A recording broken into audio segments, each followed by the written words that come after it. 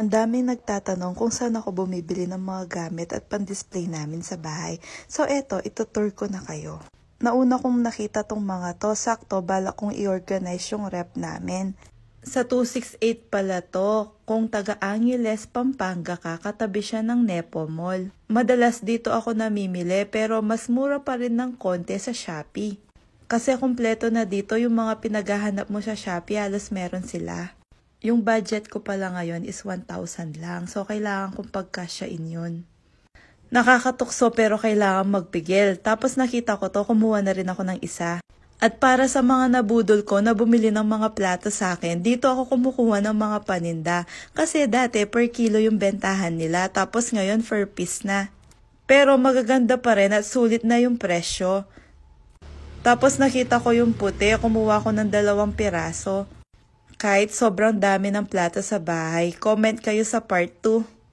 Tabi pala to ng Genera Mall, tabi din ng Tulay, tapos malapit siya sa Nepo Mall. Lahat na yata ng plato na gusto natin meron sila. Nakakainis, kaso 1,000 lang talaga yung budget ko. Maganda din mamili dito ng mga pangregalo. Lalo na malapit na yung Valentine's. Eto, meron na akong ganito sa bahay. Tapos di lang nanay yung pwedeng mamili dito, buong pamilya kasi kumpleto talaga.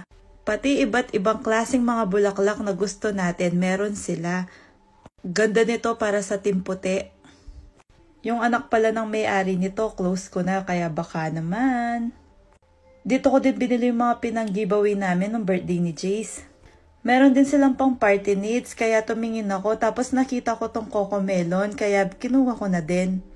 O, punta naman tayo sa mga toys mamaya na sa part 3, comment kayo. Ito, same nang nabili ko sa Shopee, 139 lang, link on my bio. Nag-add na rin pala ako ng ganito. Tapos, di ba, nung bata tayo, kapag may 24 pieces ka na ganito, rich kid ka na. Kumuha na rin ako ng isang ganito. Nagtingin-tingin na rin pala ako, tas parang nakita ko to sa vlog. Meron din sila dito. Nakyutan ako dito pero di ko naman binili.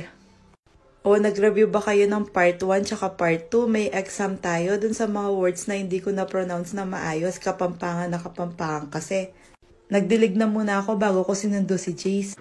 Siyempre excited ako dun sa mga lagayan, kaya nag-grocery din ako bago ko sinundo si Jace. Tapos pagka-uwi namin, ayan na, inayos ko na. O, comment nyo na rin dito yung mga words na mali yung pronunciation ko. Ilang oras lang pala ako nakalaya pero yung pagod ko parang pang 1 linggo na. Yun lang, bye!